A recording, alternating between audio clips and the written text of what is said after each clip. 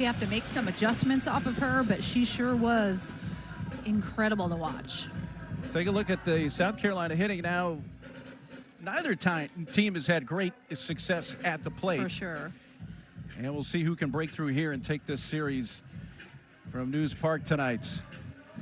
So you said you love this move, so you're not really surprised that Paige, after 24 hours ago, throwing a complete game, 2-hit shutout right back in there. No, I'm not surprised, simply because you didn't see a whole lot of adjustments made by South Carolina because she was throwing so well. So we know both of these teams have a lot that they can bring in certain situations. I'm not going to say necessarily a short leash, but if anything goes down, they can make that adjustment. There's a look at the Gamecocks lineup for head coach Ashley Chastain Woodard, with Rhodey batting in the cleanup spot. 130 career walks, which is top 5 among active D1 players. But we're ready to go for this Mic'd Up Monday on a beautiful Monday evening here in Starkville, as Quincy Lelio steps in, and the first pitch, that is down low. We are underway.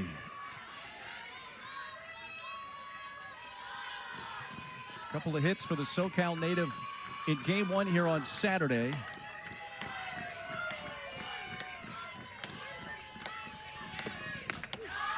And rides inside. Especially early in the game yesterday, Gould did a great job getting ahead of hitters.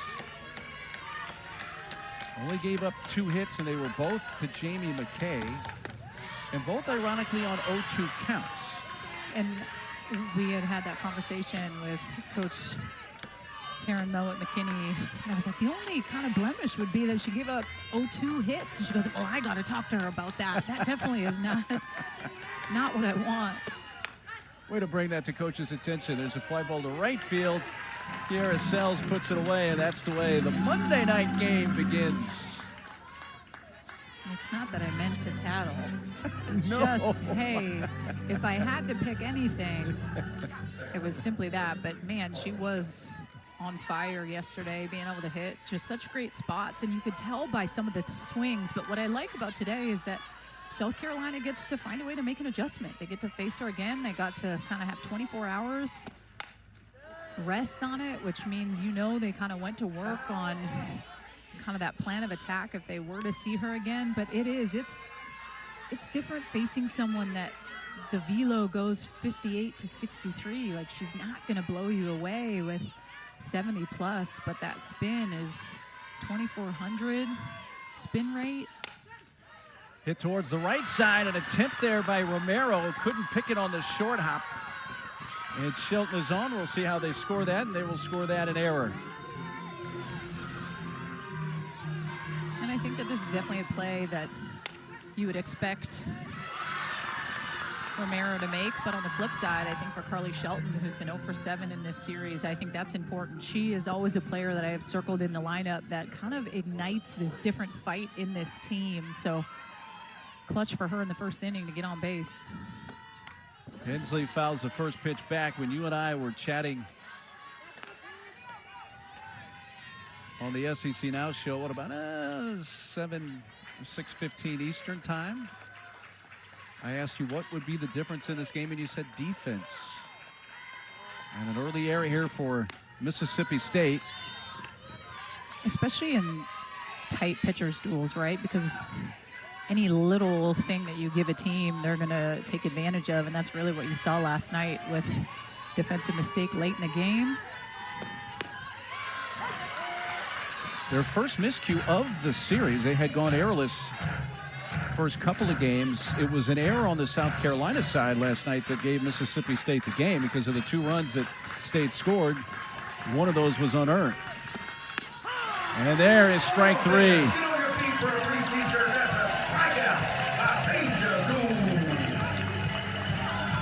And it's sometimes just being able to pull the trigger when you don't want to, but just look, you see where Rivera is set up. She wanted it outside more, but as a hitter, it looks like it is just moving and grooving so much that you're trying to pick. It almost kind of gives me rise ball feel when you're trying to see a rise ball down and you don't necessarily want to swing, and it fools you and stays more over the plate. But not easy for these South Carolina hitters with the way that Gould has been spinning it, for sure. Ariana Rhodey batting in the cleanup spot again. Hits it towards third, and to her left. A tumbling catch for Nadia Barbary, and they work around the one-out error. Gould gets through it. State brings the bats when we come back. Tonight, third time for her to wear the mic as the head coach of the Bulldogs. Kiara Sells leads off, fouls it back. And Emma Friedel in the circle here for South Carolina for Game 3 of the series. Well, and Friedel really kind of set the tone for that Game 1 win for South Carolina. Had only 2.2 innings pitched and only the 4 hits given up. No earned runs, 4 strikeouts, threw really well. And the one pitch that is just so good for her is that rise ball and that curve ball. And fire me up. You just see the emotion. Listen, sometimes those are little things that can get your team going behind you. That pitcher sometimes really can get you going. And I just love that fire from the junior and Friedel. Gets a strikeout of Sells to begin the bottom of the first and faces Morgan Stiles. Haven't been many hot hitters in this series, but Morgan Stiles would be right at the top of the list. She's 1 for 2 Game 1 with a walk and then had a couple of hits yesterday. She's 3 for 5 in the series. Ooh, hits a hot shot, 1 hop. Tate Davis up with it and throws out Stiles. So 2 quick outs. Let's take a look at the Mississippi State lineup. Handed down by head coach Samantha Ricketts. Got Barbary coming up now, batting in that 3 spots. Reached base in 7 straight.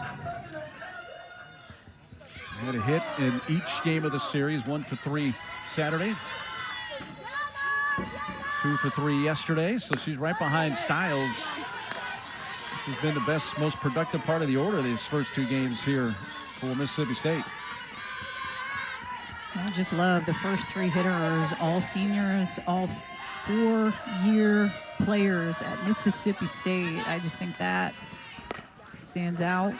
Another opportunity. Tate Davis on the backhand, high throw, but Rhodey able to stretch and keep her foot on the bag, and that's just a 6-pitch inning for Emma Friedel, setting State down in order. When he had a day off, he makes the trip here to Starkville. And I loved it. She was so excited to tell us yesterday that he was going to be here. And you're right, it is. It's in that baseball, softball season, probably don't get to see nearly enough of each other. They got married in November of 2024. So it's been, like a year and a half. So that's still almost kind of newlyweds, really. First pitch swinging, McKay cues one softly to second base, and Shelton Romero making the play for the putout. That's unlike McKay. She's hit a couple of hard hit balls. That one was just a little cue ball.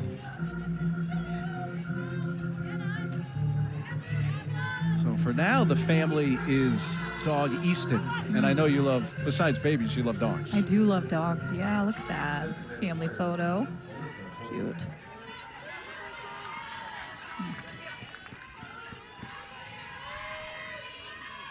Alyssa Hovermail, who had the game-winning hit here on Saturday, a 2-run base hit that snapped a scoreless tie in the 6th inning. Well, and funny to note, 4 of the last 5 hitters all have swung at that first strike, right? Lelio went down or up in the count 2-0, but you're seeing a little bit different of adjustment in South Carolina, not falling behind in the count, simply understanding and respecting how tough it is when you get 0-2 off of Peja Gould. So you've seen them swing a little bit earlier. Gets her second strikeout and 2 quick outs for South Carolina's second. And you almost see with Hovermail, she's way off the dish. The adjustment I would try to make as a hitter is like, I want to try to toe the line and try to exploit that curveball. And I say that respectfully, probably wouldn't be able to do it. But the one thing, too, that Gould did a really good job of yesterday was to be able to own the inside part of the plate with the backdoor curveball and that drop ball. So, I don't know. I'd try to play a little bit of a chess game as a hitter and move myself around in the box, try to get in her head some way. Gould threw 102 pitches last night in the win. 2-hit shutout, 7 innings, 9 Ks, which came on the heels of her previous start Wednesday against UT Martin when she threw her first career no-hitter in a 7-0 7-inning win. Threw 80 pitches in that one on Wednesday. Well, her nasty stuff, I was kind of surprised that's her first career no-hitter. When talking with Coach T before the game, like looking at last year to this year, she's added definitely throwing more of that drop ball. You're seeing it in her arsenal a lot more. She's always had it. She just didn't necessarily throw it much, and I think that really at times was kind of a big setup pitch. Not only is that her heart is velo-wise at 64 miles an hour, but the velo seems even hotter because her curveball comes in at 58. So when she can command both sides of the plate with the curveball and can throw and sprinkle in the change, but then hammer down that drop, it makes it sometimes where you almost got to give yourself a hit and run as a hitter. Like I'm just committing to this pitch. I'm going to try to let it rip. Yeah. 2-2 pitch to Winters. Good take there, and the count has gone full. Lexi 0 for 4 with a walk through the first 2 games of this series. Getting the start behind the plate again for South Carolina. 3-2's hit through the hole and into left field, and Winters has a base hit. 2-out single for the South Carolina catcher. This is big for Lexi. Winters 0 for 4 in this series, is able to get to a 3-2 count and just kind of muster something up through the left side. Solid piece of hitting.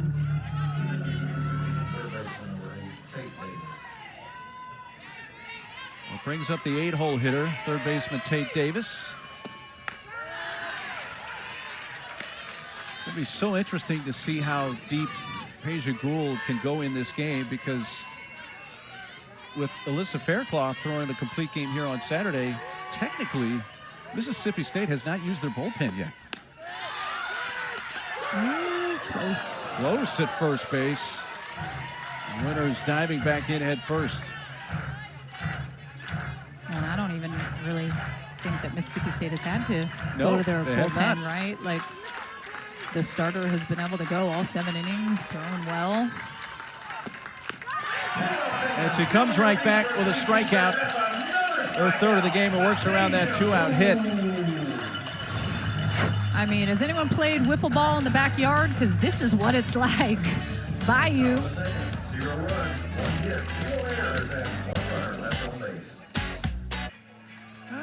Doing a little dance step here to the bottom of the 2nd inning. The Bulldogs having fun. Top 25 matchup, rubber game of this 3-game series.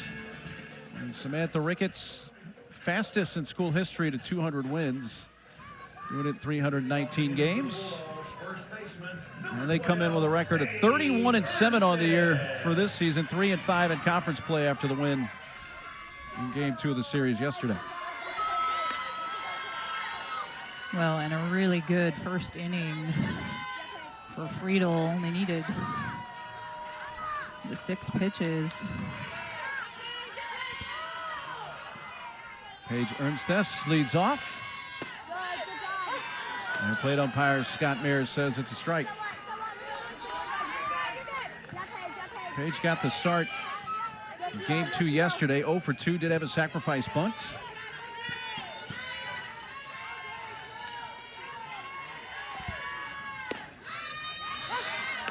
Friedel right back in that same spot. And I just love it. I love watching the mannerisms of pitchers and just how they connect with the defense, and they just kind of give off this aura and just energy and swagger. And in a rubber match, man, that is so important. It starts in the circle. That ball's hit deep to left, and it's going to get out. First of the year for Ernstess, her 3rd career. She had 2 in her true freshman year a season ago. Batting in the cleanup spot for the 2nd straight night. She goes yard and gives State an early lead.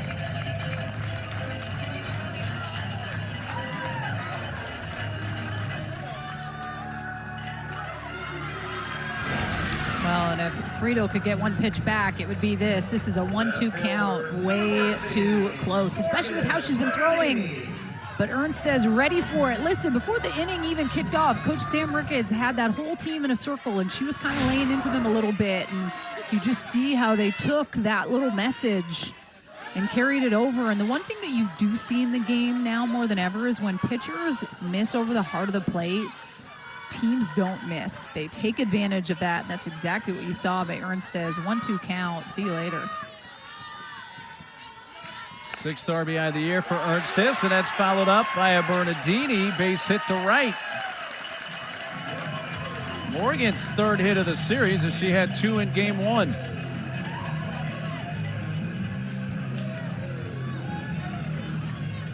And I know something with South Carolina, one of the biggest things for them is just no back-to-backs, right? Like trying to eliminate any further damage from happening. You give up the home run, and then that next hitter steps up 1-0.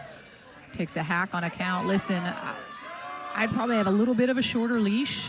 You don't want anything to get too carried away. I know we're still early, but I just think at times with the way that Mississippi State's pitchers have been throwing, it's tough to put up a boatload of runs. So you want to make sure you keep this game tight. Kinley Keller had an RBI base hit in a 2-0 win yesterday for Mississippi State.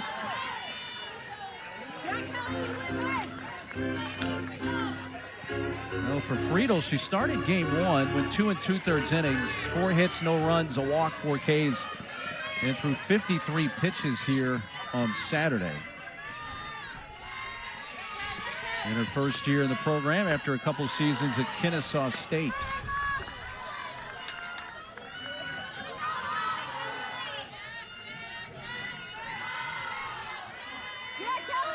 Still nobody out with Bernardini aboard here in the bottom of the 2nd.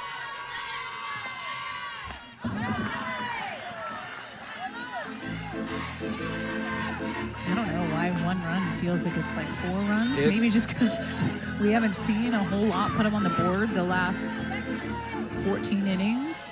It's the first time a ball has left the ballpark in a game. Yeah. That home run a moment ago by Ernstes not only is their first homer of the series for Mississippi State, it's their first extra base hit in the series. It's definitely goes to show how well that South Carolina has been throwing it too. I think it's obviously when you make that mistake, teams make you pay, especially game 3 of a series.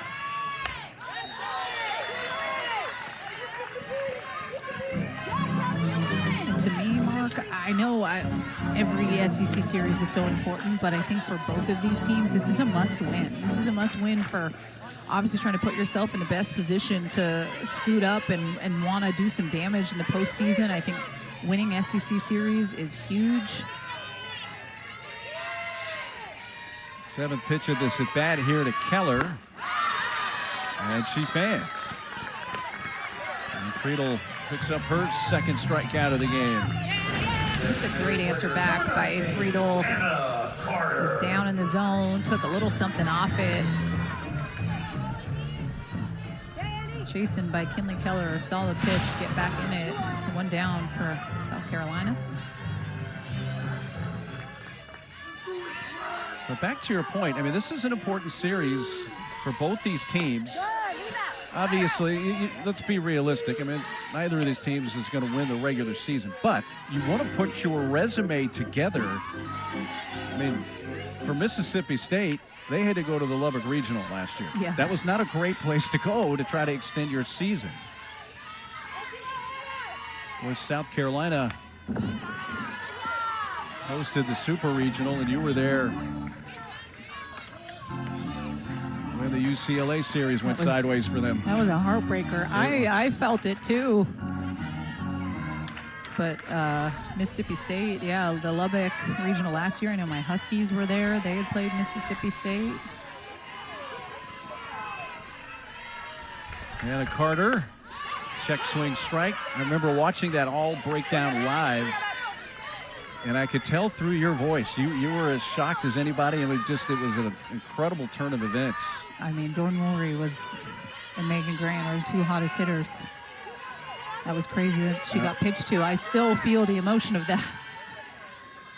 And right now, South Carolina fans, you can stop talking about that if you two would like right now. That's deep in left in foul ground, and Lelio has an opportunity and grabs that. So a foul out of Carter for out number 2. Well, you know, there was certain series that stung. You could say the same thing about Texas A&M and the number 1, obviously, seed overall and losing to Liberty. Like, there's moments in time that will stand with you forever in this game. And the South Carolina to me last year, and then that Texas A&M, I just remember where I was. I think I actually shed a tear in the Texas A&M one, like, for both sides of obviously what it felt like to lose, but then on the flip side for Liberty. And it was incredible TV to watch, I'll tell you that. It was. But South Carolina was so close, had not been to the Women's College World Series since 1997. Now, what a first year still it was for Ashley Chastain Woodard. I mean, if you said, hey, you're going to make it to the decisive game of the Super Regional that you're hosting, will you take that as your first year before the season begins? Be like, yeah, let's go after that. Obviously, the way it played out certainly stung. On the infield, second baseman wants that. Shelton, a little bit of battling the sun, and makes the catch. But Ernst's long ball started the inning, starts the scoring tonight. Well, and you love just a 1-2 Tater putting the Bulldogs up 1-0.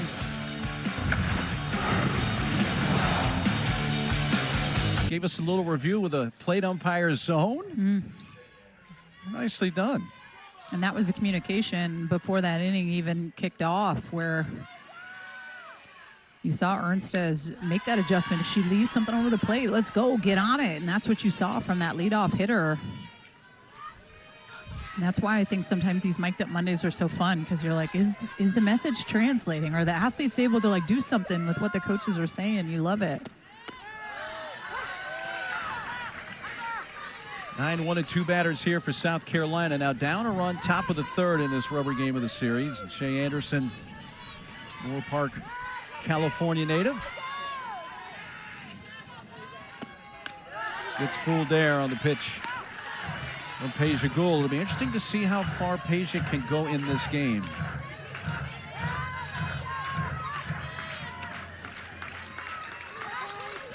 Yeah.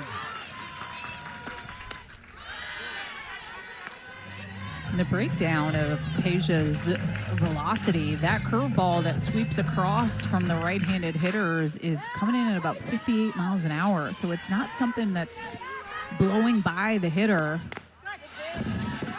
But when she's able to throw her hard pitches, meaning that drop ball at 63, 64 miles an hour, it almost gives you a different type of feel as a hitter. Like the velo feels hotter because you're trying to essentially get on time with a 58-mile-an-hour curveball or a backdoor curveball. It's kind of video game-esque. On a line to shortstop, Morgan Stiles. A couple steps to her left. And Anderson hit one squarely there, but she's the first out. Well, and this is money, and you've seen a couple of these. You saw this from Ariana Rhodey, and then you see it from Anderson in the 9 spot. And I'm intrigued to see second time through the lineup here and the adjustments that South Carolina's made, because we've seen a lot more solid contact that they've made off of Peja that first time through. Did she go? No. I went down to the third base umpire for an appeal, Alex Leap.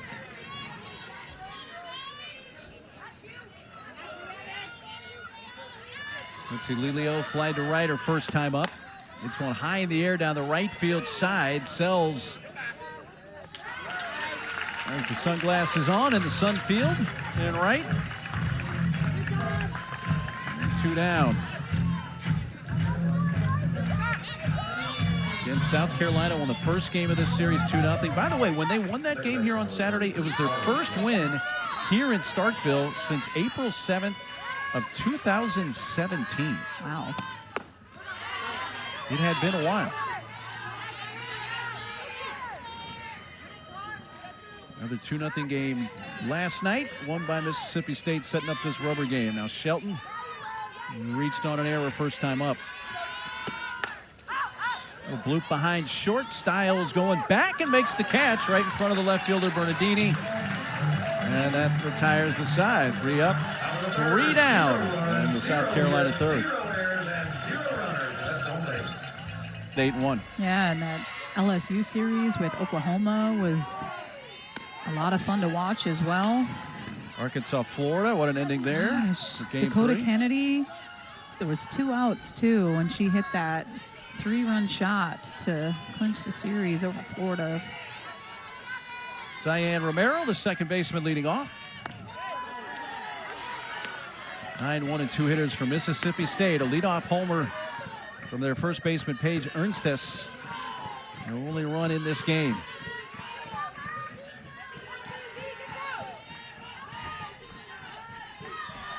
And the Friedel. 2-1.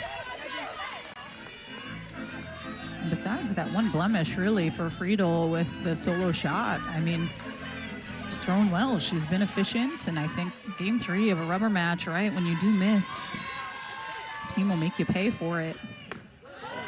Essentially, a 1-run ball game.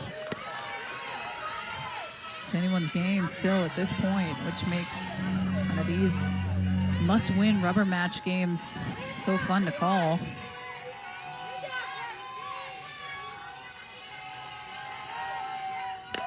Romero gets jammed and charged by Davis. Tate's throw is a good one to first. And a ground out begins the inning.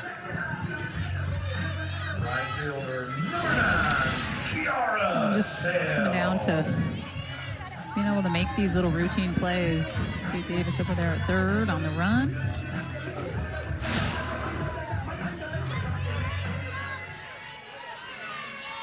So 1 out and back to the top of the order. Kiara Sells, a senior from Jasper, Texas. 1 hit in each of the first 2 games of the series. 1 for 4 Saturday, 1 for 2 with a walk last night. Called out on strikes in the first tonight. This is her 4th consecutive game batting in the leadoff position at the top of the order. Morgan Styles is a leadoff hitter for the first 35 games of the season. And then last week, Samantha Ricketts said, you know what? I love my top 3 in the order, but let me flip 1 and 2.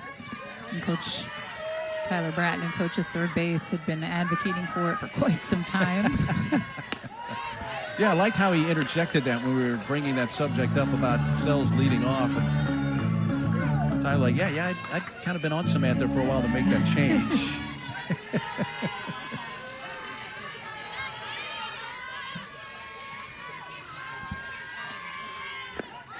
And I think, too, it's like being able to get one of your top hitters the most at-bats that they can possibly get, but also know that she's protected, right, with Morgan Styles and Nadia Barbary. I mean, these 3 in a row, all 4-year seniors at Mississippi State, like that just does not happen very often. She's far and away their leading home run hitter as well with a dozen. A little tap back to the circle, and Friedel fields and throws her out. Even with that putout, Kiara Sells has reached base 12 times in her last 19 plate appearances. But 0 for 2 tonight. 24, Morgan Styles. Well, the base is empty for Styles. Rolled out to Davis at third, back in the first inning, 0 for 1.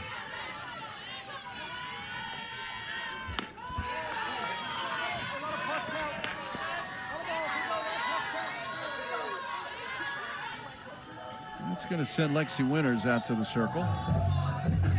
Well, and all those 4-year starters, it's not Styles, excuse me, Nadia Barbary, Kiara Sells in that leadoff spot, and then Morgan Bernardini. And I had asked Coach Ricketts about that, and she said, listen, 2 of those players didn't even really play their first 2 years, and it could have been pretty easy for them to just kind of hop ship and head somewhere else, but they chose to stay. They continued to keep putting in the work day in and day out. Like, I love that piece. I love the work, like willing to know that, like, man, I'm not where I need to be, but let me get after it. And I mean, Kiara Sells was a walk-on. She paid her own way to be here. They didn't even have any money for her. And now obviously quite a bit different, but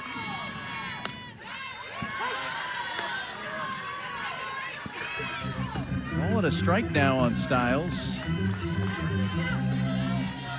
Who in her true freshman year last year started basically every game, but mostly at second base.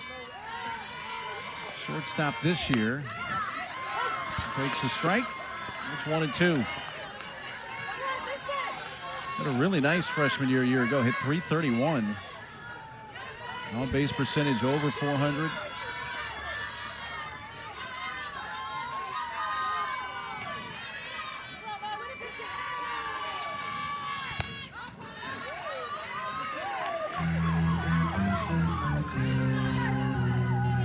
Game of this 3-game series on this Monday night from Starkville, South Carolina next weekend. It's a Thursday through Saturday weekend with Easter Sunday, and South Carolina goes to Tennessee next week.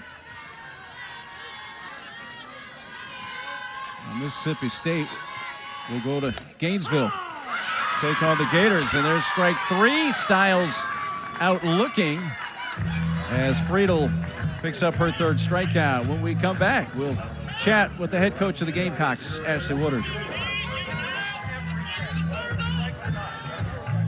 Took Charlotte to a couple NCAA tournaments, 23, 24, and of course did so with the Gamecocks as well last year in year 1. Tori Inslee to lead off.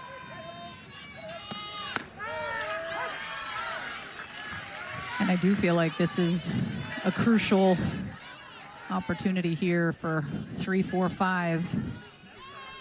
Try to get something going, try to create some momentum here.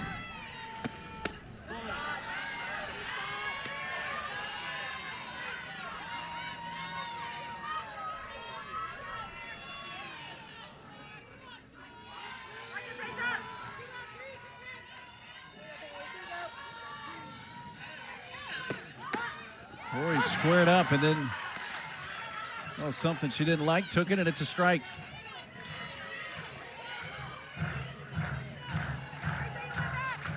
Deep breath for Peja Gould, or I should say Gould's next pitch, down and away.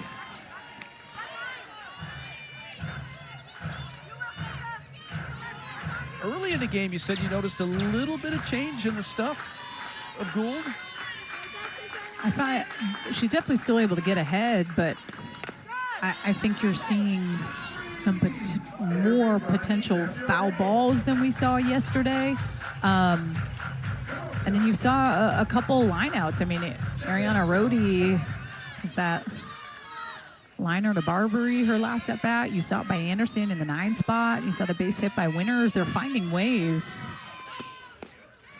Little roller back to Peja. Throws out Inslee for the first out.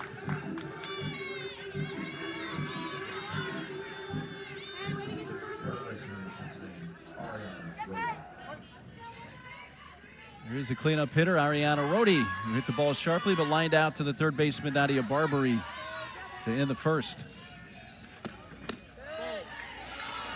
Rhodey was someone that I asked Coach Chastain Woodard about prior to this series kicking off. Just average a little bit down, still some good pop with the homers and ribbies, but she said she's just been squaring balls up in BP. She's on the upward, and I think they're continuing to keep having conversations. Listen, your senior year, sometimes there's just this different pressure that you feel, right? Like, we can never replicate what we did in the past, especially when you just have a heck of a year, but still really able to contribute. High drive, deep left center field, and that is well up and out. Ariana Rhodey ties the game with her 7th home run of the season, and it's 1-1.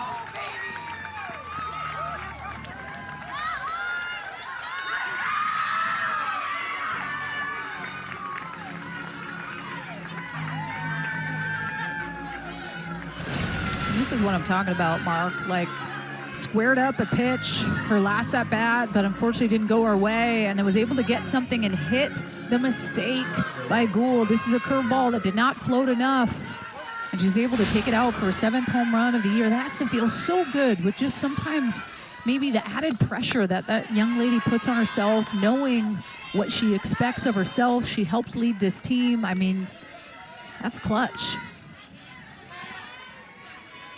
The home run has tied it. Peja Gould, who on Wednesday had the 7-inning no-hitter, 7 shutout innings here yesterday.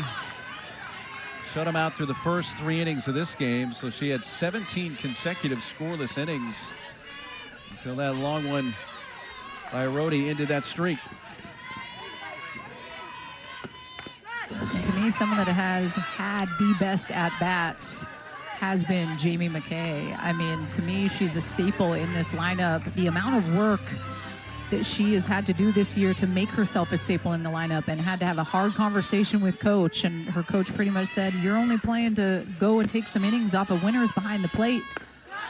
You have to get after the cage work, and she has just worked tirelessly. And you love to see that, especially for seniors, right? Coach had just mentioned her. You don't want to look back and have any regrets, especially your last year. And you love to see that from the Ole Miss transfer. Just popped up in foul territory and struck by Ernstis for the second out. So McKay 0 for 2 tonight. But when we did talk to the pitching coach for Mississippi State prior to this game kicking off, she said the only one that has not looked like the pitcher has disrupted her timing has simply been Jamie McKay. She just has not looked scared. She's had great at-bats. She had 2 hits yesterday at 1-2 counts.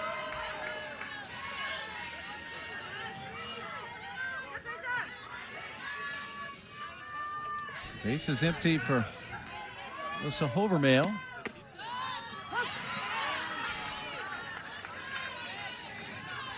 So a couple of solo home runs in this game.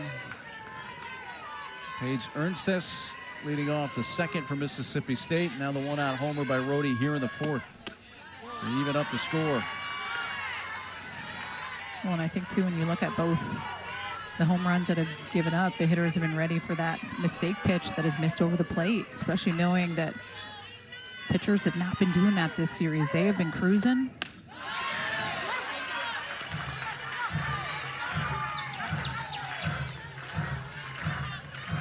Two balls, 2 strikes on Hovermail, a strikeout victim her first time tonight.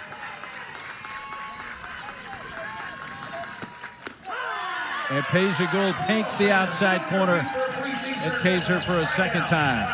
But Rhodey ties the game with a long ball into the evergreens. Well, and this is clutch. Ariana Rhodey, 7th home run of the year, puts this game squared up at 1.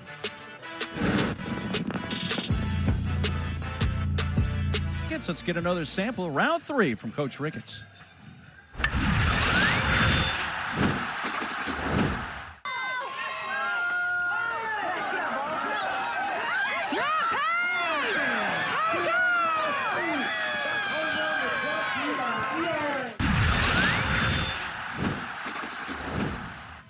Coach Ricketts loved to see the home run from Ernstis. Ernstis due up second in this inning. Barnaby leads off. By the way, all of those colored pins have a purpose. I don't know that purpose. What's that purpose? Well, I'm not sure what each one's individual purpose is, but I'm sure they all have a purpose for what happens in the game. The orange pins, you know, whatever. Sorry to put you on the spot, partner. They're very coordinated. A little Roy G. Biv action. Bouncing ball up the middle. Barnaby reaches with a base hit. Her 4th hit of the series. And that's going to bring up Paige Ernstis, who did this first time up. Yeah, she was ready for this pitch. Turns on it, takes it out of here in a heartbeat to left field. So excited. Love to see it. Fire me up.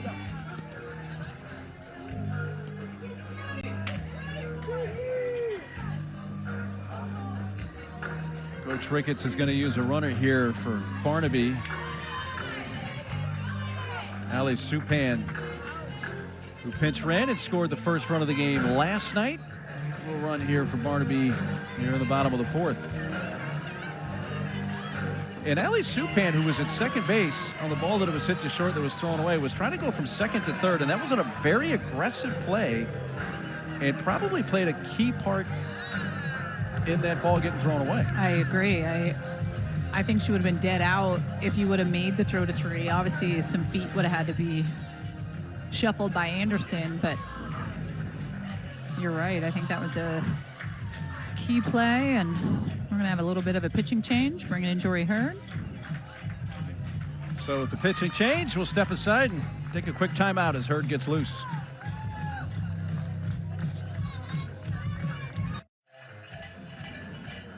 Jory Hurd has thrown a combined 104 pitches through the first two games of this series. 4 1/3 innings Saturday, 3 2/3 yesterday, and she's back in. And this is kind of a perfect storm for South Carolina. When you can kind of bring the hammer and Jory Hurd into late in the game. Mind you, it's just the bottom of the fourth, but it feels late. She's just kind of that high leverage reliever. You don't necessarily want to start Jory Hurd. You want to be able to bring her in with the pressure and say, hey, the game is yours. Take it. And kind of a perfect storm here for the senior to be able to come in. So she inherits the runner Barnaby, and Ernstis at the plate takes the strike. 3 innings plus one hitter into the fourth for the starting pitcher, Emma Friedel.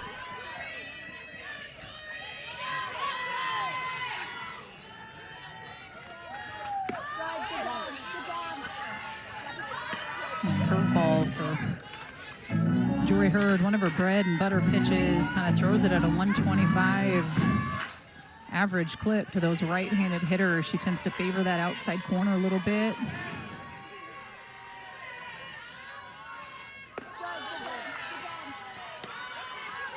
Home run to left for Ernstis, first time up, her first of the year, third in her collegiate career for the sophomore.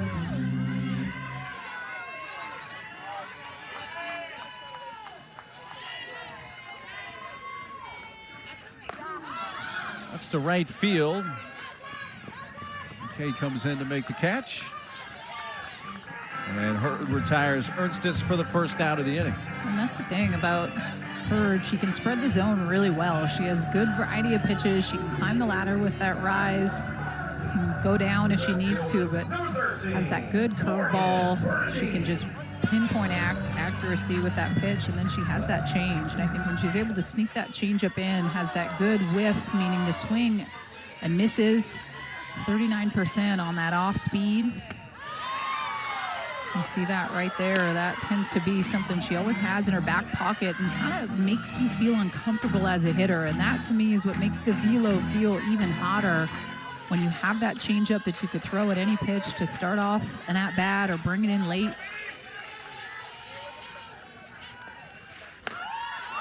Popped up on the infield. Shelton onto the outfield grass to squeeze it. And Hurd's gotten a couple of harmless balls in the air to the right side and 2 quick outs since coming into the game. Number 33, Kinley Keller.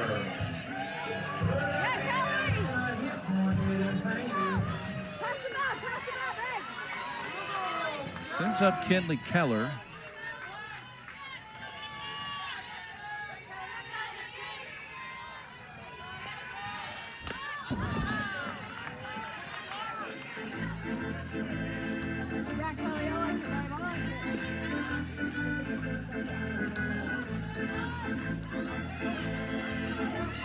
Kinley an RBI in last night's win for Mississippi State. True freshman who was SEC Freshman of the Week very early in the season, back on February 16th. Holds up but takes a strike, and Hurd quickly ahead 0-2.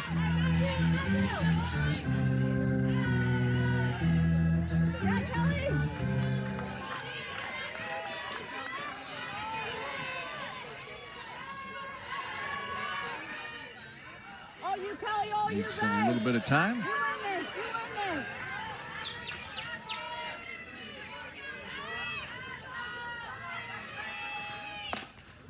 Softly hit left side, gobbled up, throwing on the run by Tate Davis. So Hurd comes in and gets the three to retire the side. When we come back, we'll chat with the head coach of the Bulldogs, Sam Ricketts.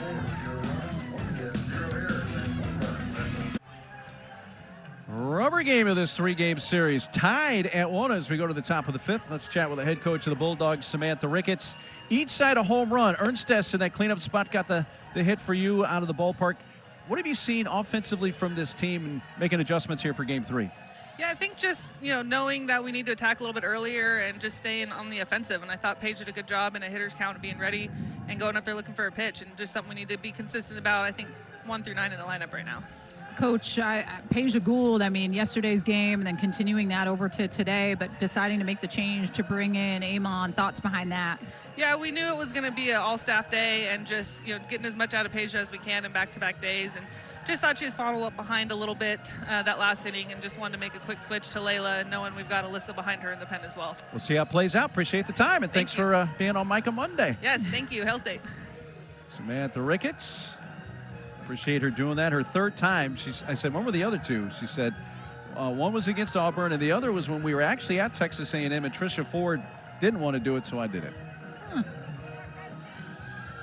Yeah, So anytime you can hear just the kind of behind-the-scenes stuff, love to see it. There's the aforementioned Layla Amon.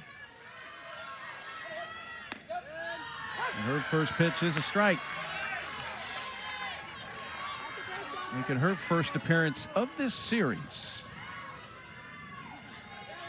And a no-hitter against Southeast Missouri State not long ago on March 10th. It was a 5-inning no-no, 56 pitches. Only an error kept it from being a perfect game.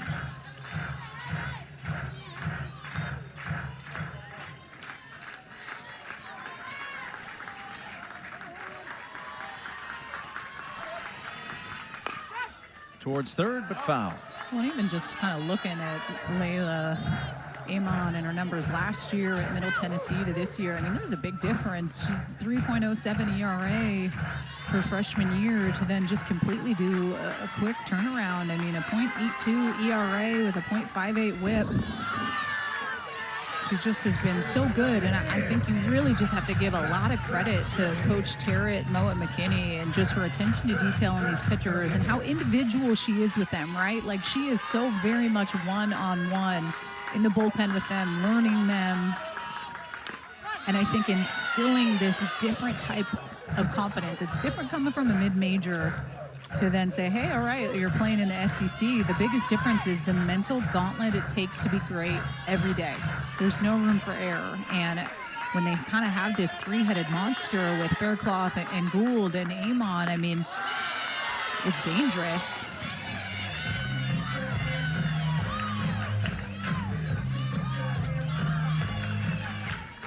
Layla, who pitched her true freshman year last year at Middle Tennessee State. Line to left field, off the glove, and into second base with a slide. Winters getting a hold of one. Bernardini went back, got a mitt on that, but could not corral it. And this is two really, really great at-bats for Lexi Winters. She had the single in the second inning, and then to be able to carry over that momentum. I think, to me, it's so important, especially when you get a new pitcher. That sets the tone, right? A leadoff double, like, hey, let's go. Let's try to pour it on. You just love to see that.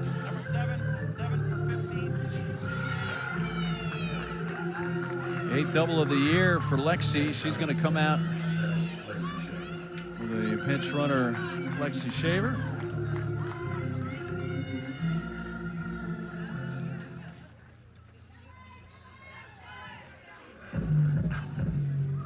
Shaver runs. Meanwhile, Coach Woodard wants a conversation with her upcoming hitters here. And I think anytime you get a runner at second base with none out, kind of with 9 outs left in a ball game, you have to find a way to score her. So you need to advance that runner, whether the bottom half of the lineup here and Tate Davis drops that bunt to move her over, and then you're in kind of that sack fly territory. I think it's so important that they need to score this run. Coach Browder with the conversation with the three there, and now we're ready to go again with Tate Davis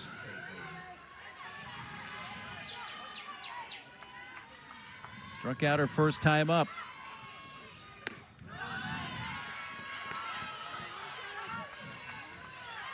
Well, there haven't been many opportunities in this series, Danielle, where now you're just kind of, with nobody out, you're just looking for a productive out here from Davis. You'd love to get that runner to third. She fouls it to the right side.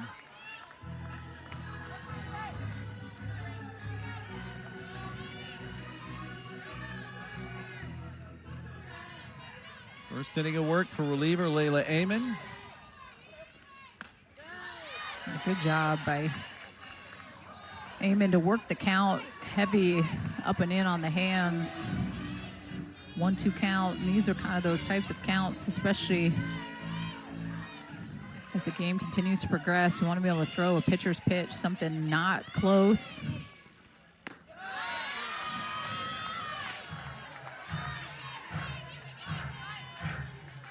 Two and two on the sophomore Davis.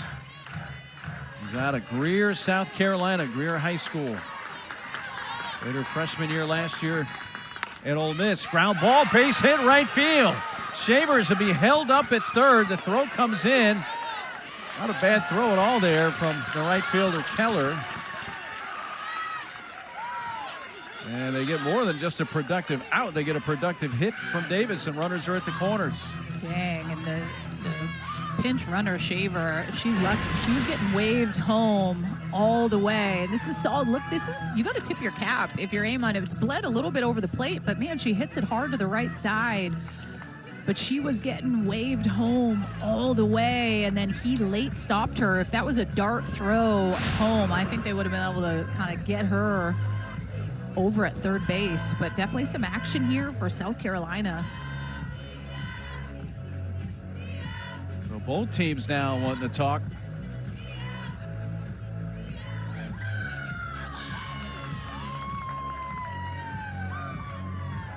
You got the 9 spot coming up, Shea Anderson.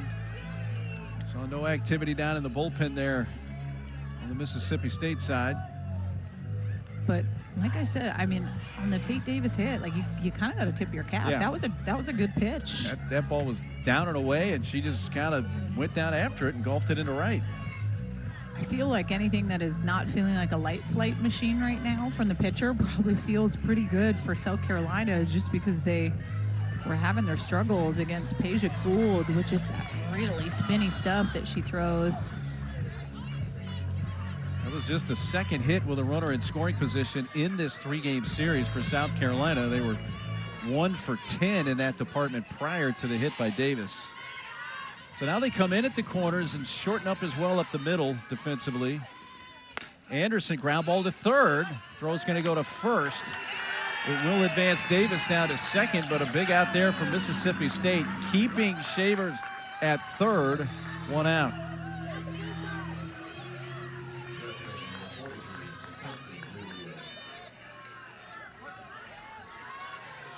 A big at bat here, top of the order. Quincy Lilios fly to right twice.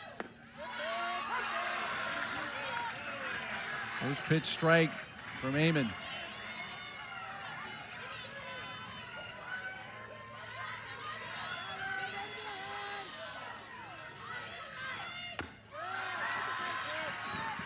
Amon quickly gets ahead, 0-2. Nothing like coming into a game and just a pressure cooker right out of the gate. Welcome to the rubber game. Yeah. Lilio wanting to put something in play. Squeeze and can't get it down, and she's out. With 2 strikes, she strikes out. Interesting call there with 2 strikes to do that. You'd think normally with maybe no strikes or 1 strike. Yeah, I feel okay saying this. I don't like this. I just don't. I don't understand. I don't know if this was self-inflicted and she did it, or if it was being called, but it was definitely called. The runner from third was coming down the line on the pitch. It was orchestrated. With knowing that Amon tends to go up and down, I think in that case you were hoping for something up, that rise ball, to be able to barrel it up. Bunting a drop ball is tough. Bouncing ball to short. They can get it out of the inning, and they do. Shelton grounds out to Stiles. And South Carolina misses a golden opportunity. It stays tied at 1.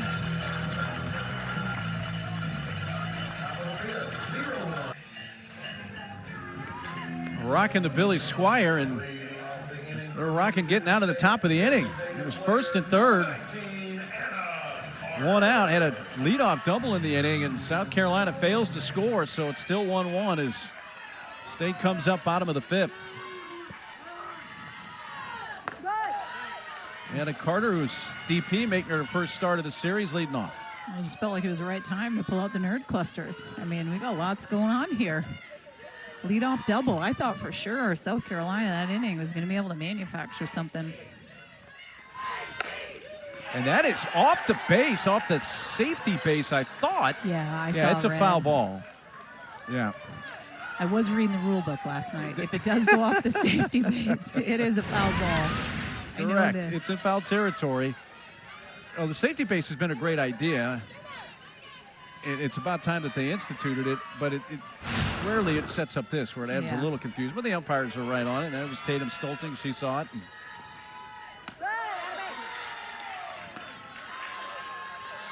One ball and 1 strike. I do like the addition of that, though. I feel like Yes. there's just been some crazy collisions, unnecessary. That ball's hit well. Right field, deep, off the base of the fence. Carter into second. Standing up with a double. Well, and I don't know about you, but did you see the lights flicker? Yeah, that went way too early. That's not something that needed to happen. And you could see the frustration. Like the coaches in the dugout for South Carolina were throwing their hands up. This is a changeup left over the plate. I thought maybe it had a chance to get out, but just hit the base bottom of the wall there. And then there's just kind of some lights flickering, but Anna Carter, fire me up. Deja vu situation from last inning with South Carolina. We'll see how Mississippi State tries to get some stuff going. Carter's first extra base hit of the game. They'll run for her at first base. Kalani Sells. Yeah, I think the flickering lights are supposed to happen after a home run. And I think they had geared up thinking it was going to get out of the park. Yeah. And the person with their hand on that, whatever causes the flickering lights, got going a little early.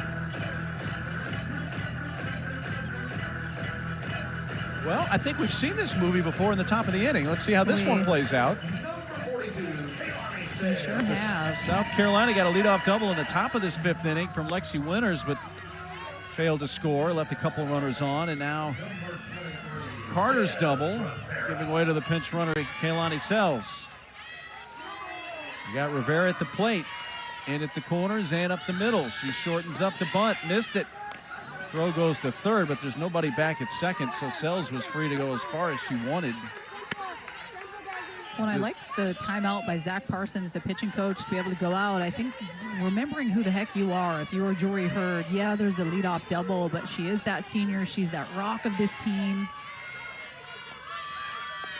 I think being able to go out and tell her that, right? Because sometimes we just feel this sense of pressure with stuff, but being able to remember, hey, I am who I am. Let's go. Let's rock this out. Let me have my team's back in this situation. This is what pitching to me is all about. You have to love the challenge of being able to step up in situations, especially late in ball games. Heart pounding a little bit more. Tie ball game, rubber match. Rivera's swinging away with 2 strikes. Davis couldn't come up with it cleanly, and that allows Sells to advance to third. And Rivera, who couldn't get the bunt down on the first 2 pitches, forced to swing away, and it works out for Mississippi State. Yeah, and this hurts Tate Davis. I mean, you need to be able to glove this up cleanly. I know they don't make errors on purpose, but really needed this one. More momentum on the base pass here for Mississippi State. Defense is going to have to clean itself up a little bit here with runners at first and third with none out. They're going to run for the catcher, Rivera.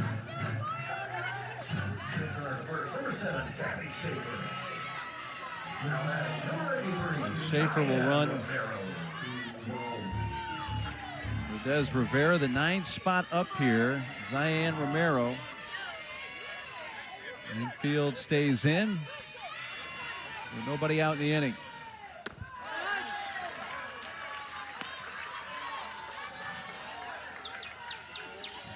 Infield pulled in. Obviously, knowing that run at third, you were getting that ball home as quick as you can if you get something.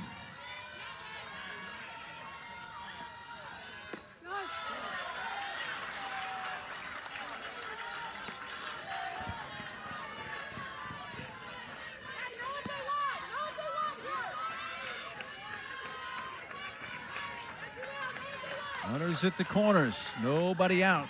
Tie game, last of the fifth in this rubber game from Starkville. Good pitch. Hurd painting the inside edge. Getting herself back in the count.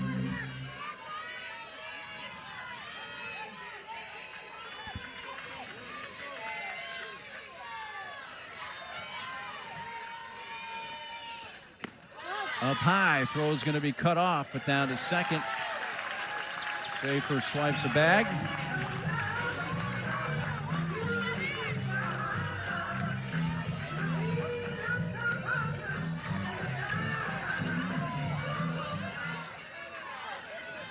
Three balls and a strike to count on Romero. With a high strike. High strike, but it's a strike. Yes.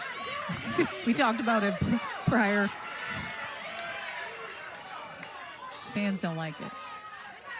Romero asks for her time, her one time. Step out here, collect her thoughts, full count.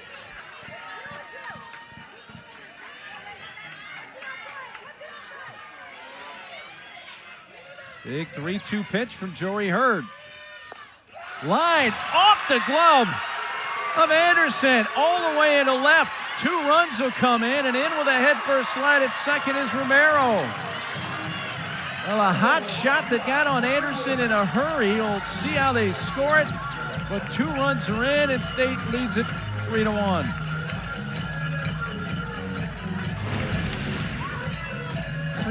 She turns on this pitch, just a little bit too much over the heart of the plate. And you're right, this is just an absolute just tater right at Shea Anderson, who's obviously pulled in with the circumstances. Clutch ribbies, excuse me, for Romero in that 9 spot, who had a good patient at bat. I love it. She called time with a pitch that she didn't think should have been called a strike. She gave herself that moment to get her head right, and then stepped in the box 3-2 and did some damage. Ladue scored a double, a 2-run double for Romero, her 6th and 7th RBIs. Kiara Sells re-enters the game here and bats for a 3rd time.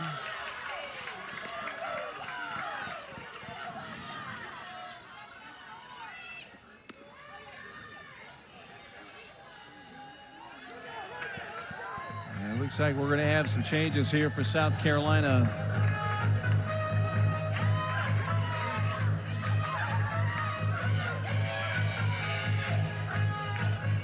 So the Gamecocks are going to make a pitching change.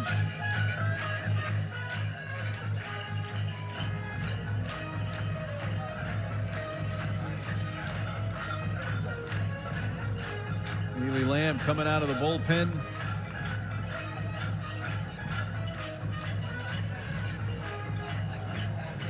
Neely, who made the start yesterday, is going to come in relief here. And she'll be the 3rd Carolina pitcher of this game. We'll tell you more about her when we come back. And now a 3-1 game in favor of Mississippi State. And Neely Lamb, who started yesterday and went 2 1/3 scoreless, comes in here. And I like making the change, bringing her in. I know it's a 1-0 count. This is something that we've seen multiple times with South Carolina. It doesn't matter what the count is. It's just the situation right, and it is. I think I have to go back to the defensive miscue by Tate Davis, right? That error at 3rd. I mean, man, it's different when you get outs. It just feels different. And that little key mistake, that was a hot shot hit at Anderson. I think if she was playing back, she would have been able to catch that. But based on where she was at, that was a liner.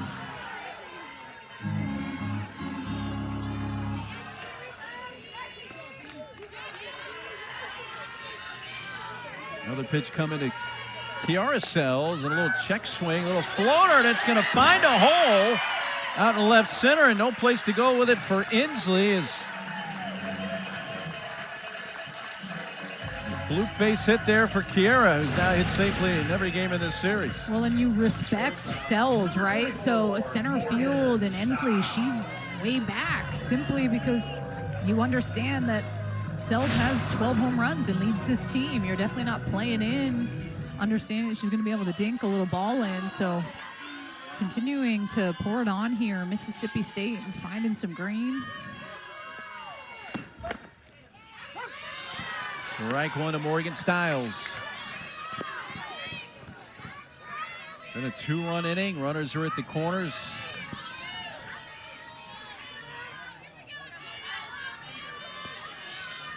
Still nobody out in the inning. Leadoff double by Carter. An error committed by Davis on the ball hit by Rivera. Romero's 2-run double. Sells blue pit, and now Stiles, fifth batter to come up in the inning, and a bouncer to first. A look at third, but meanwhile, coming down the line, Rohde's able to tag Stiles and get an out there. Sells advances 60 feet down to second, and it keeps Romero at third. Nadia Barbery.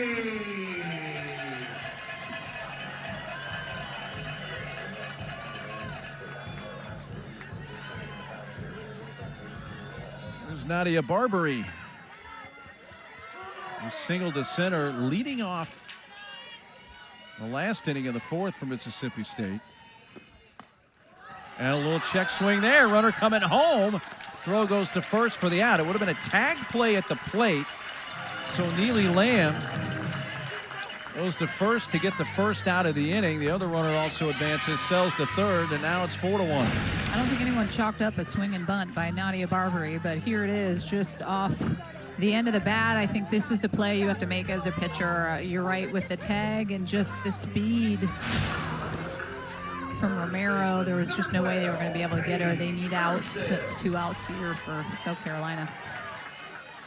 Play had Sells' little check swing blooper into center, and then that one right there. Yeah. And if you're South Carolina, you're like, wow, you don't even have to swing a full swing here, and it's dropping in for you in this inning.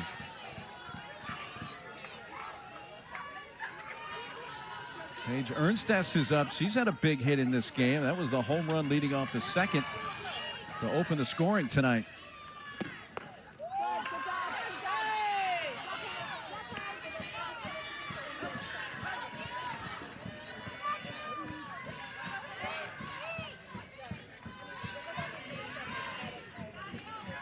Ernstess is also fly to right.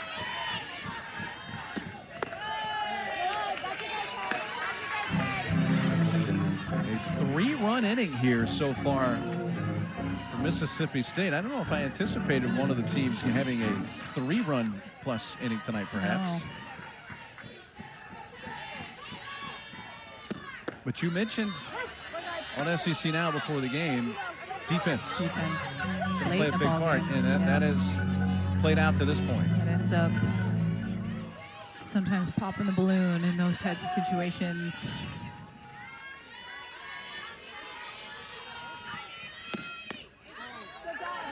All 4. The runners back at the corners now with 2 outs, and the 8th batter to come up in the inning. Bernardini was due. Silva had been out in center field the last inning. So she's going to hit here.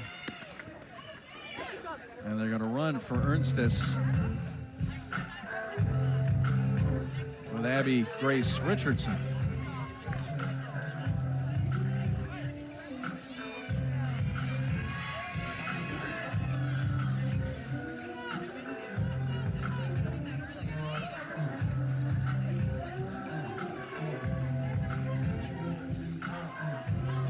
Richardson will run at first.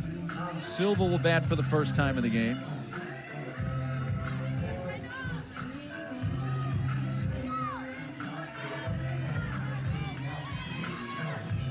returner to first. Number 2, Abby Grace Richardson.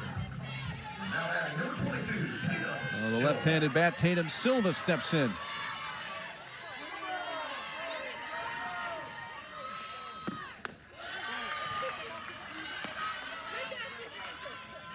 Tatum has played in all 3 games of this series.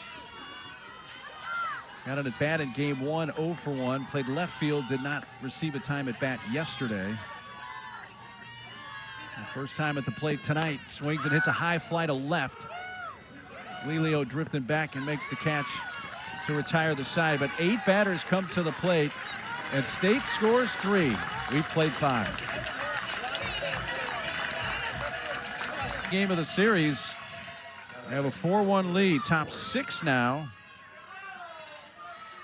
New pitcher in the game is Alyssa Faircloth.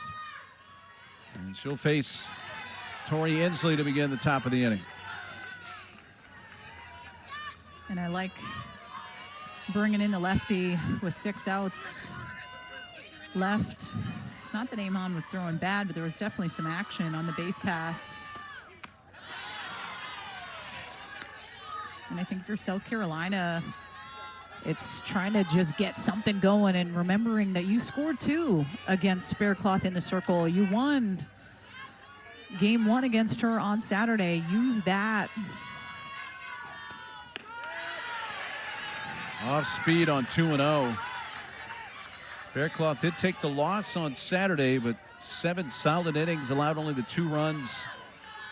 No walks and struck out 9 through 110 pitches in that game Saturday. Normally that kind of line is going to win you a lot of games. It didn't on Saturday for Faircloth.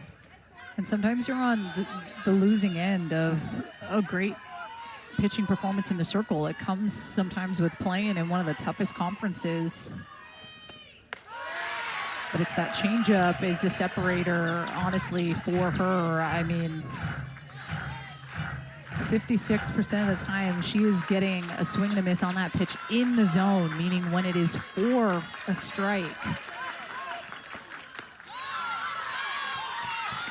And a walk to Inslee, so leadoff base runner on for Ariana Rhodey, who did this last time up. And this was clutch. This was so good. This must have felt like just a bunch of weight lifted off of the senior's shoulders. At times she's been struggling a little bit. She's been swinging it hot and BP, all the things, but to be able to step up in that moment and tie the ball game up might have been the one thing she's needed to just kind of unleash herself for the rest of the season.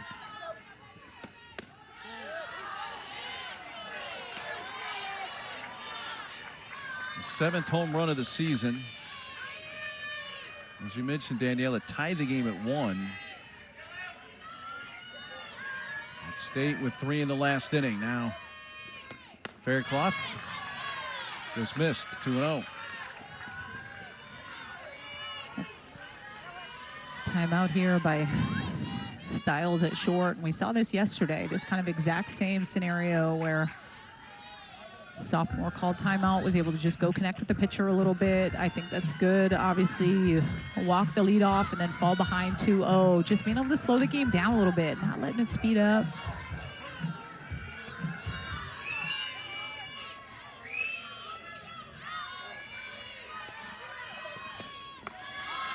Upstairs to Rhodey.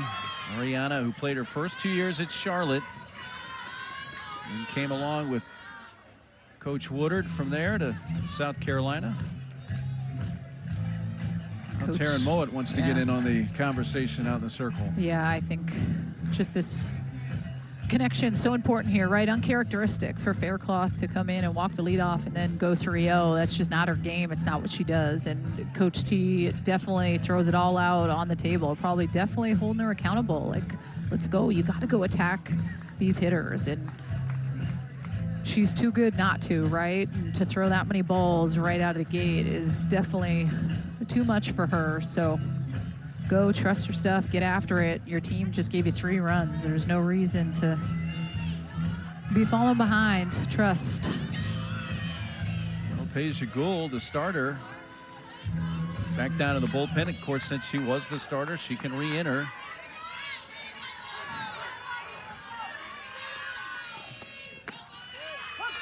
Strike. Brody dropped the bat, was headed to first.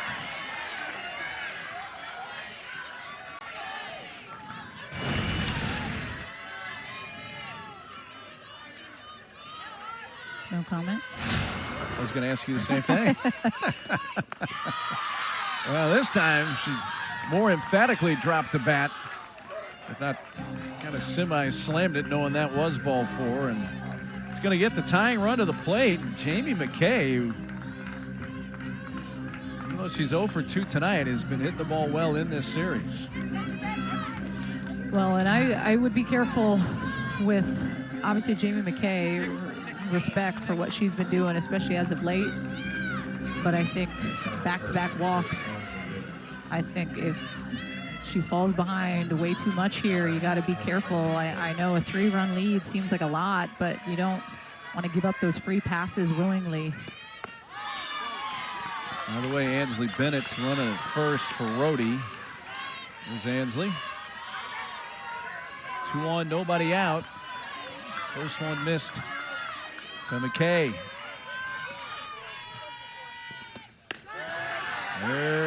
There's a strike from Faircloth.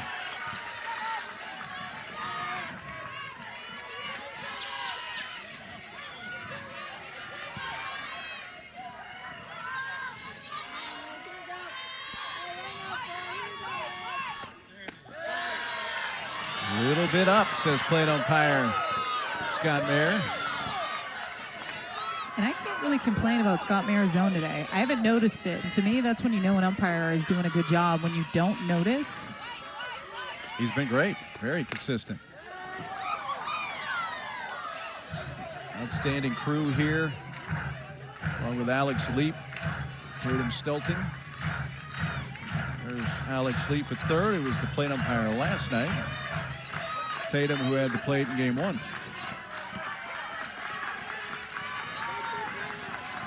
Big 2-2 pitch coming to the right side, knocked down off the mid. Ernstis has nowhere to go with it. And the bases are loaded.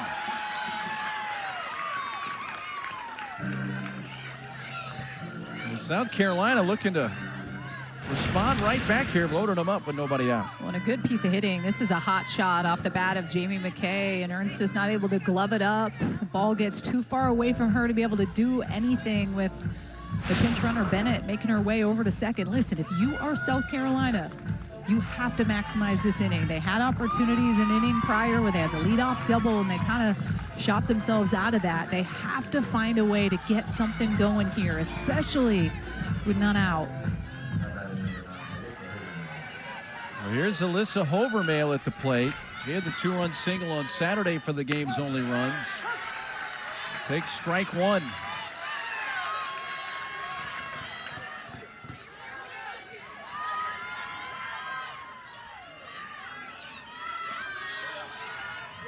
Did score that, a base hit, by the way, for McKay.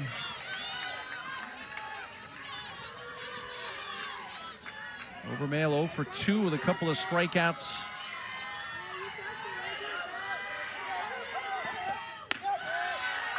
Takes a strike here.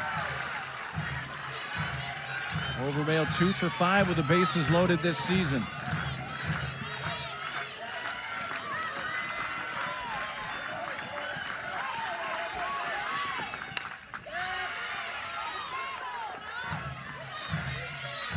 Game was tied going to the bottom of the 5th. Mississippi State just put up a 3 spot. Got help from an error. One of those runs unearned. And South Carolina, a couple of walks, infield hit, have loaded them up for Hovermail, who's hit 1 out this year.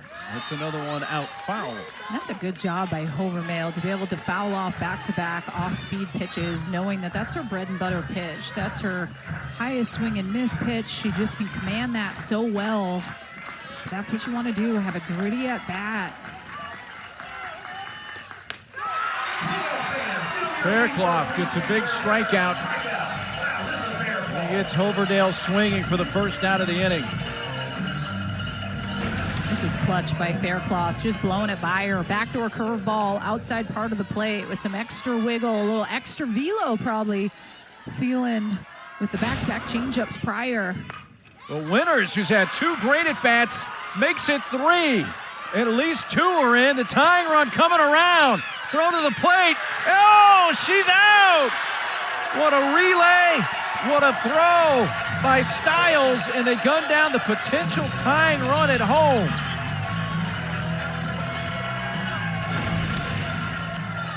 Really good job by Lexi Winters. It just gets over Stiles' head, but it's just the quick Keller to Stiles to home on the money.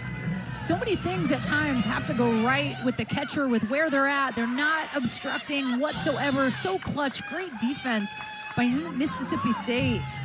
Let's go. Yeah, the rules and rulings on obstruction by the catcher have fortunately been kind of cleaned up a little bit this year, and I think that helps everybody. So good. 8-6-2 on the putout at the plate. Rivera putting the tag on. So it is a 1-run game, 4-3 State, and the tying run is at second base. How about Lexi Winters, though, man? She's 3 for 3 in this game.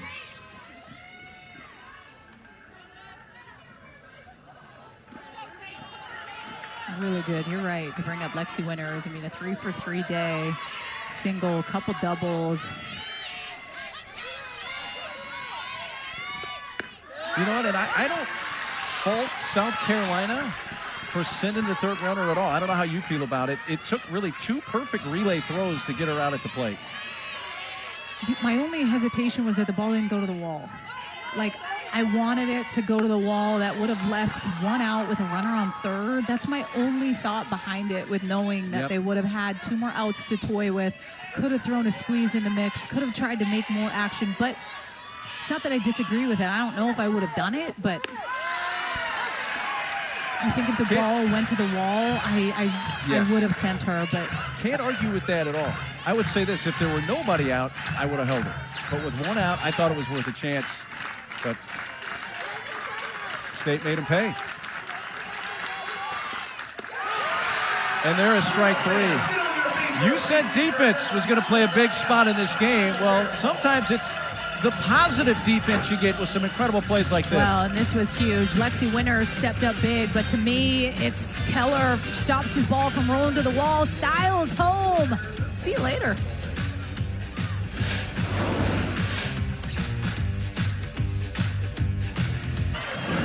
They scored 3 in that inning. 1 was unearned.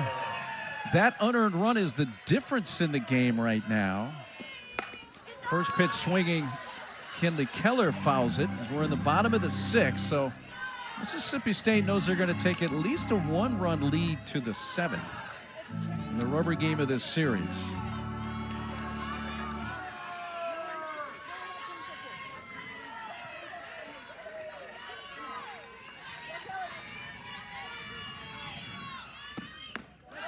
I know that I'm thinking ahead, but you and I were just chatting between breaks.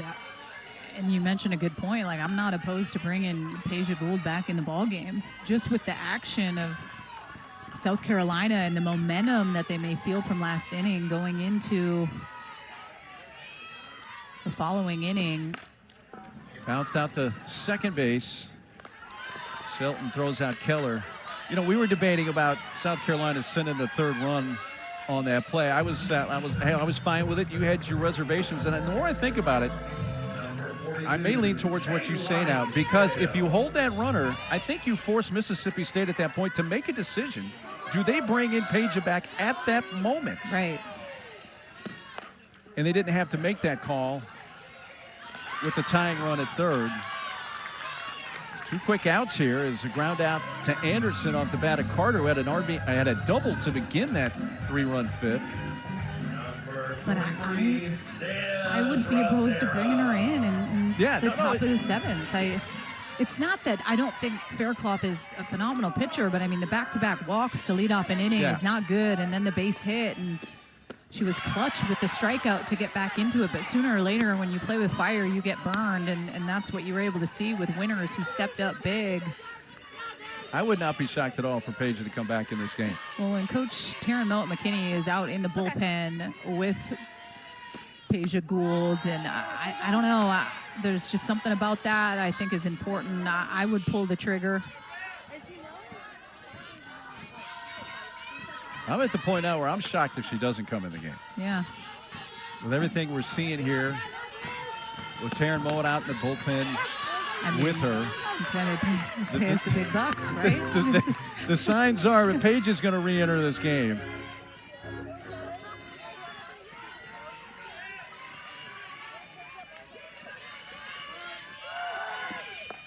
Ground ball towards the hole. Diving stop from her knees. Rhodey couldn't dig it out with that quick pick. And Rivera is on. Really good effort here by Davis. Really good. Tate Davis laying it all out there, throws kind of a line across and just not able to glove it up. Would have been a heck of a pick. Goes as an infield hit for Rivera.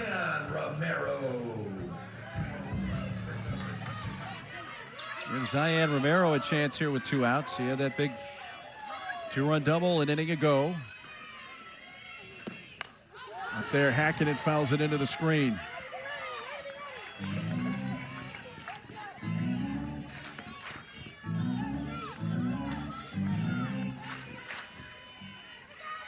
Four runs, 7 hits for Mississippi State. 3 runs, 6 hits for South Carolina.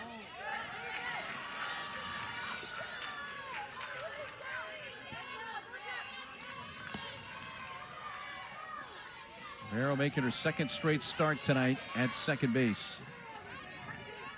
Neely Lamb's next pitch. Chopper backing up at shortstop. Well played, and the throw by Shea Anderson retires the side. Last chance for South Carolina. 9-1-2 due up.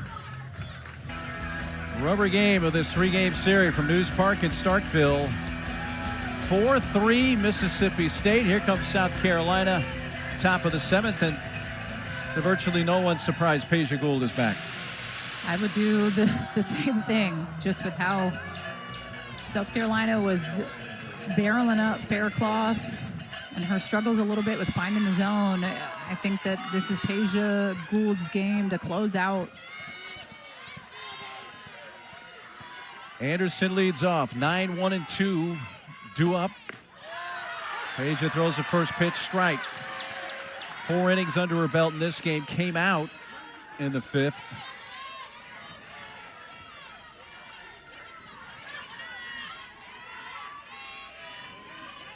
Anderson is lined to short, grounded to third, and she's in the hole 0-2.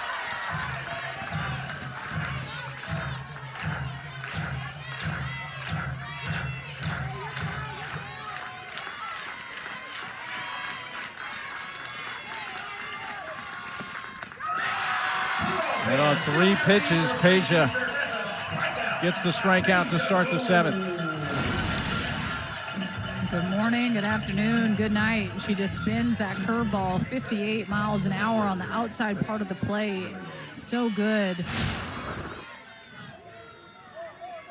Top of the order, Quincy Lelio. 2 fly balls to right and a strikeout.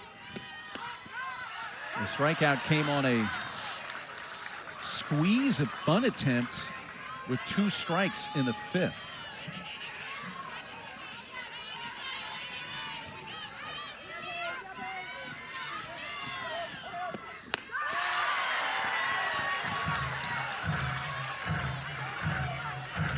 This is one of the wonderful things about this game, the game of softball that I love, is the starting pitcher being able to re-enter. Yeah. I'm with you. This is clutch right now for Mississippi State to be able to have this in their back pocket. And obviously it was with the mentality of Faircloth to be able to close this ball game out, but sometimes it just doesn't work the way you want it to. And with how Gould has been throwing, man, she's been so good. Ooh, boy. So close. Scott Mary's had a really good zone all night. Says it wasn't a strike. And might have been off a little bit. Yep. 2-2.